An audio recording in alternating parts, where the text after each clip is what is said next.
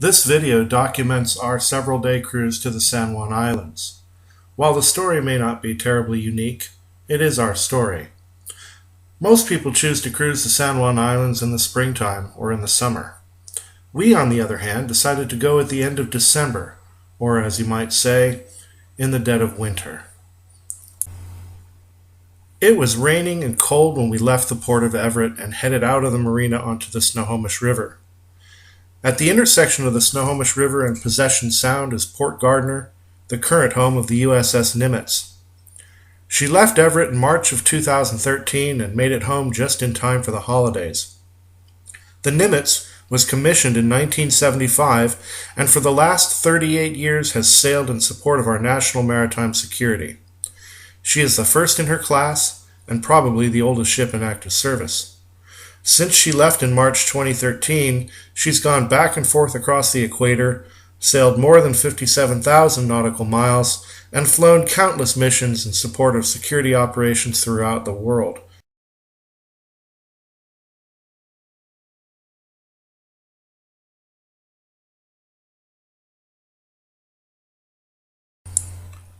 The Snohomish River runs into Possession Sound. There we began heading northwest and passed Gedney Island to port, before entering the Saratoga Passage, which runs between Camano Island and Whidbey Island.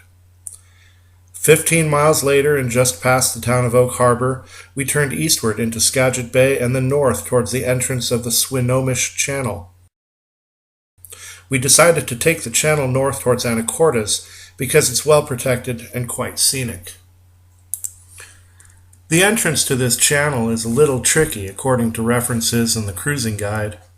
Active Captain has even placed several warning markers indicating shallow water, narrow passes, and shoaling. Both stress the importance of staying within the marked channel. I cannot agree more.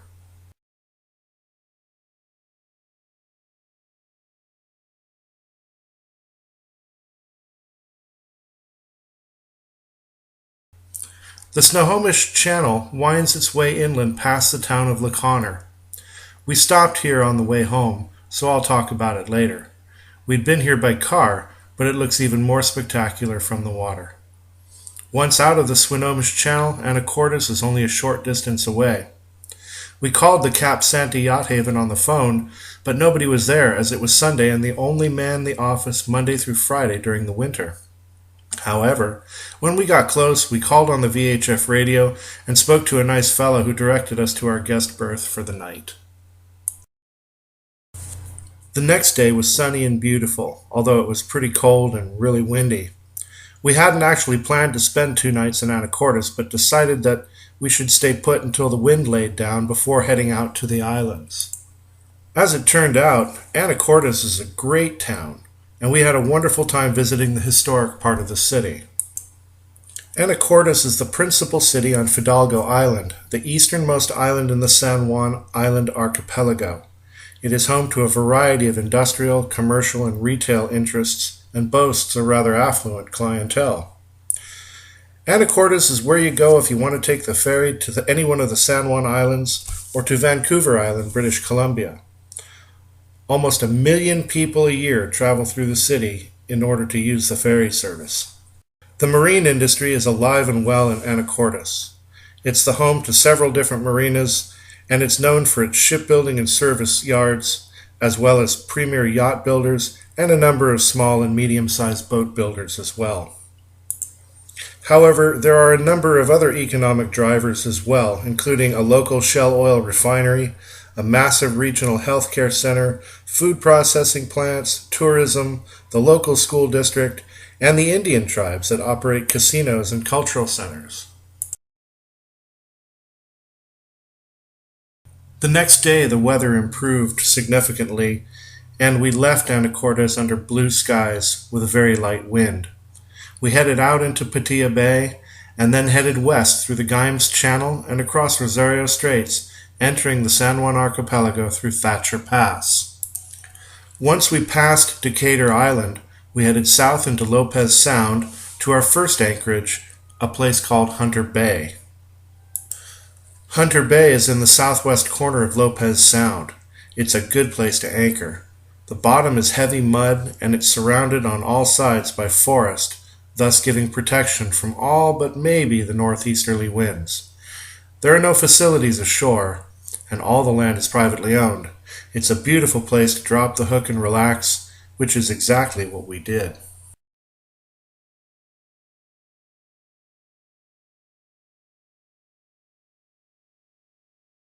The next day we moved to our next anchorage, a place called Double Island. We headed back up Lopez Sound and then entered the narrow Harney Channel on our way to West Sound. West Sound is the middle inlet of Orcas Island. There's a yacht club there on the island as well as a full-service marina. We were more interested, however, in the good anchorage behind Double Island. The anchorage we found was in front of a beautiful waterfront home that seemed abandoned, so we had the whole place to ourselves. It was very nice.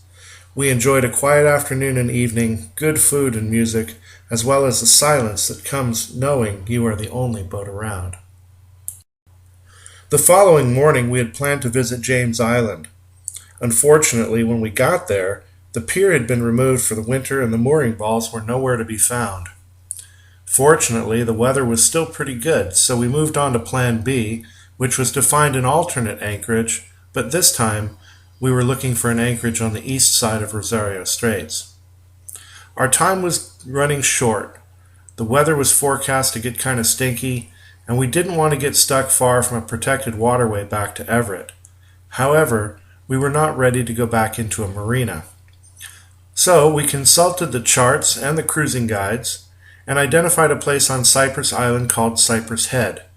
It appeared to be well protected and was close enough to Anacortes or the Swinomish Channel that if we had to make a run for it in foul weather, it wouldn't be so bad for so long. As it turns out, we discovered a well-maintained mooring field and a lovely spot that we plan to go back to again. Merely a day later, the weather changed completely, and the next morning we awoke a little earlier and decided that the forecast dictated we should hightail it out of there and find protected water. So we left Cypress Head in the rain and in the fog and headed down to the Swinomish Channel. Less than 3 hours later, we were tied to the guest dock at the quaint little town of La Conner.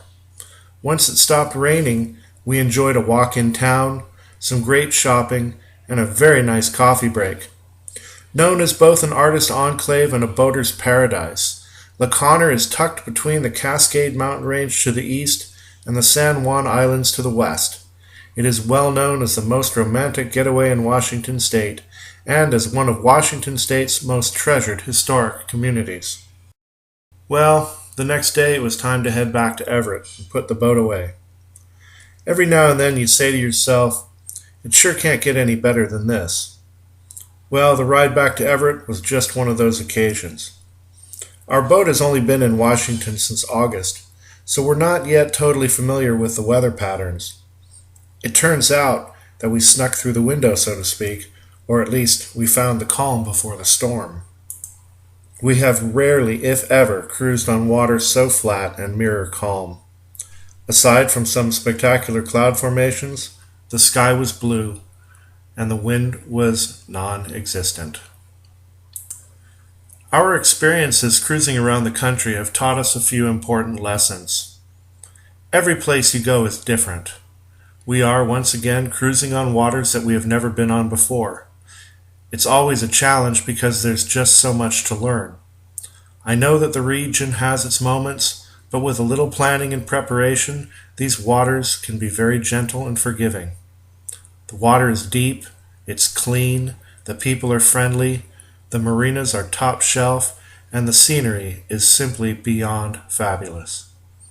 It's easy to see that the Pacific Northwest is a fantastic cruising ground with virtually endless possibilities. In fact, at this point, we're really in no hurry at all to get the boat back down to Southern California.